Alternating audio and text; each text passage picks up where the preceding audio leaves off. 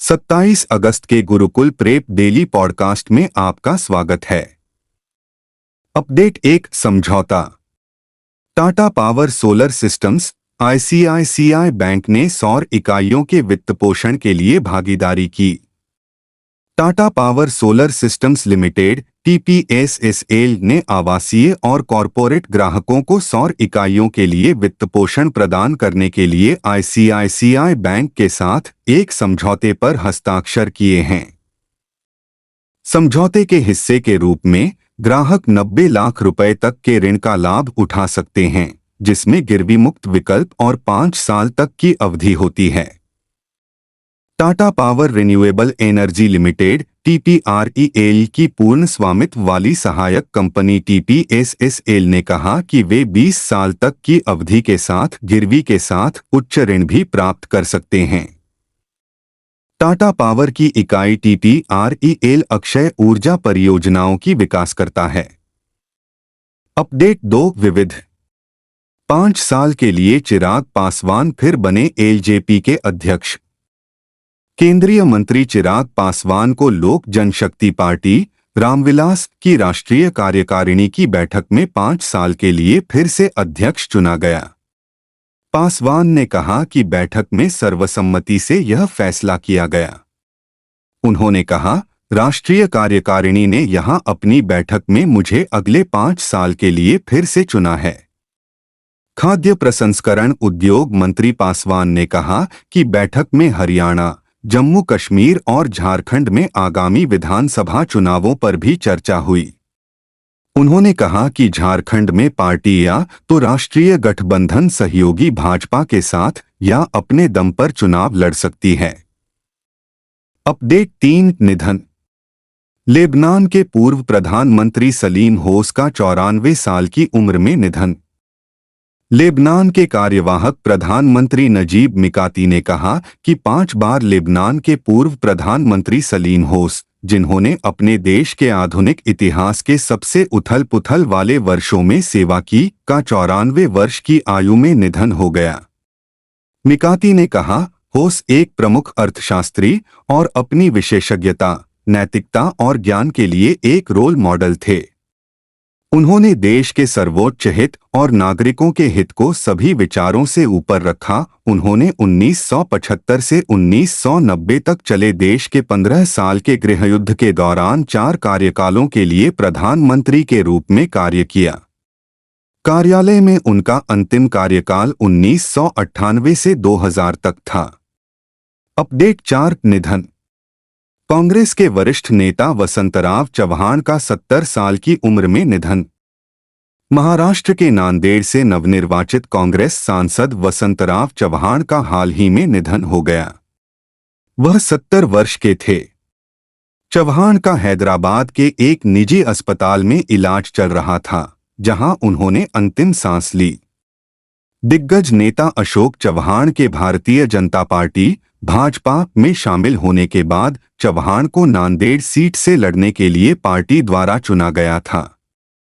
वसंतराव ने लोकसभा चुनाव 2024 में नांदेड़ में भाजपा के मौजूदा सांसद प्रताप पाटिल चिखलीकर को 50,000 से अधिक मतों से हराया। लंबे समय तक कांग्रेस नेता रहे वसंतराव चव्हाण पहले विधायक और एमएलसी थे।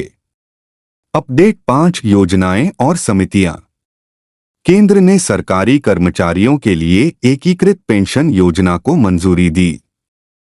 एक महत्वपूर्ण कदम में, जो 23 लाख केंद्र सरकार के कर्मचारियों के लिए पेंशन के रूप में वेतन के 50% की गारंटी देगा। प्रधानमंत्री नरेंद्र मोदी के नेतृत्व में केंद्रीय मंत्रिमंडल ने एकीकृत पेंशन योजना यूपीएस को मंजूरी दे दी। यह योजना 1 अप्रैल 2025 से प्रभावी होगी। केंद्र सरकार के कर्मचारी राष्ट्रीय पेंशन योजना एनपीएस और एकीकृत पेंशन योजना यूपीएस के बीच चयन करने में सक्षम होंगे। इसके अलावा मौजूदा केंद्र सरकार के एनपीएस ग्राहकों के पास भी यूपीएस में स्विच करने का विकल्प होगा। इस बीच राज्य सरकारों के पास एकीकृत पेंशन योजना को अपनाने का विकल्प भी होगा। अपडेट 6 विज्ञान और प्रौद्योगिकी। स्पेस जोन इंडिया ने भारत का पहला रियूजेबल हाइब्रिड रॉकेट भूमि-1 लॉन्च किया। तमिलनाडु स्थित अंतरिक्ष स्टार्टअप स्पेस जोन इंडिया ने वायुमंडलीय स्थितियों पर शोध करने के लिए चेंगलपट्टू जिले के पट्टीपुलम से एक मोबाइल प्लेटफॉर्म पर देश का पहला हाइब्रिड रियूजेबल रॉकेट भूमि-1 लॉन्च किया है। रॉकेट ने 3 क्यूब उपग्रहों को कक्षा में लॉन्च करके और केवल 7 मिनट में सुरक्षित रूप से जमीन पर लौटकर इतिहास रच दिया, जिससे तेजी से अंतरिक्ष मिशन के लिए एक नया मानक स्थापित हुआ।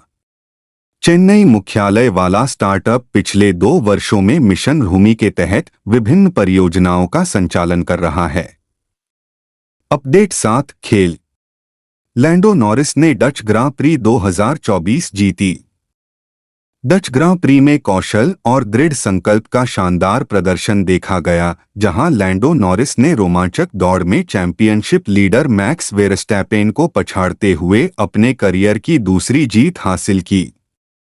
मैक्लेरन ड्राइवर का प्रदर्शन असाधारण से कम नहीं था, अपने निकटतम प्रतिद्वंद्वी से 20 सेकंड से अधिक समय आगे रहे। मैक्स वेरस्टैपेन ने अपने घरेलू मैदान पर रेसिंग करते हुए एक मजबूत लड़ाई लड़ी, लेकिन अंततः दूसरे स्थान से संतोष करना पड़ा।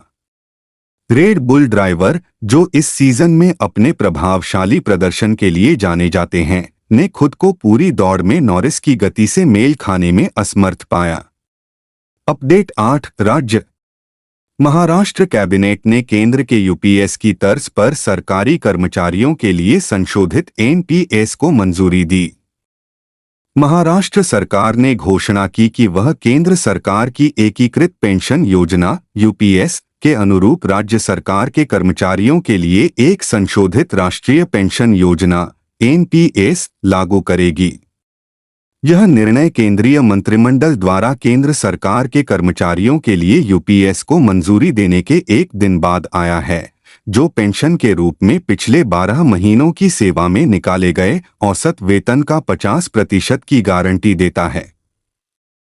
राज्य के अधिकारियों ने पुष्टि की कि संशोधित योजना मार्च 2024 से लागू होगी, जिससे जिला परिषद कार्यकर्ताओं सहित लाखों सरकारी कर्मचारी लाभान्वित होंगे।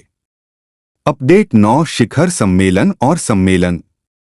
जितेंद्र सिंह ने अमेरिका भारत असैन्य परमाणु वाणिज्य पर द्विपक्षीय बैठक की अध्यक्षता की। केंद्रीय मंत्री डॉ.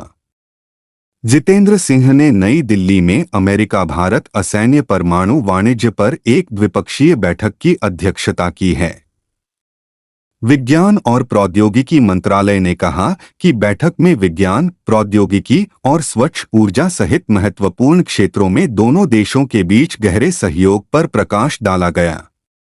बैठक के दौरान डॉक्टर सिंह ने घोषणा की कि गगनयान मिशन से एक भारतीय अंतरिक्ष यात्री अंतर्राष्ट्रीय अंतरिक्ष स्टेशन में शामिल होने के लिए तैयार है, जो भारत-अमेरिका अंतरिक्ष सहयोग में एक महत्वपूर्ण मील का पत्थर है।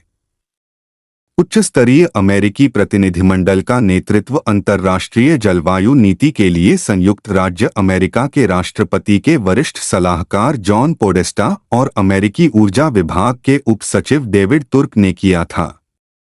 अपडेट 10 योजनाएं और समितियां। मंत्रिमंडल ने विज्ञान और प्रौद्योगिकी विभाग द्वारा विज्ञान धारा योजना को मंजूरी दी। केंद्र ने अनुसंधान आधार को मजबूत करने और स्वच्छ ऊर्जा जैसे क्षेत्रों में देश की कुछ जरूरतों के लिए विज्ञान और प्रौद्योगिकी समाधानों की खोज में तेजी लाने के लिए 2 प्रमुख विज्ञान पहलों को मंजूरी दी है। केंद्रीय मंत्रिमंडल ने विज्ञान और प्रौद्योगिकी विभाग DST द्वारा विज्ञान धारा नामक एक नई पहल के तहत चलाए जा रहे कई मौजूदा विज्ञान संवर्धन कार्यक्रमों को विलय करने का निर्णय लिया, जिससे उम्मीद है कि बेहतर धन उपयोग और दक्षता में सुधार होगा। मंत्रिमंडल ने जैव प्रौद्योगिकी क्षेत्र में अनुसंधान और विकास, औद्योगिकीकरण और विनिर्माण को बढ़ावा देने के लिए एक जैव प्रौद्योगिकी पहल को भी मंजूरी दी।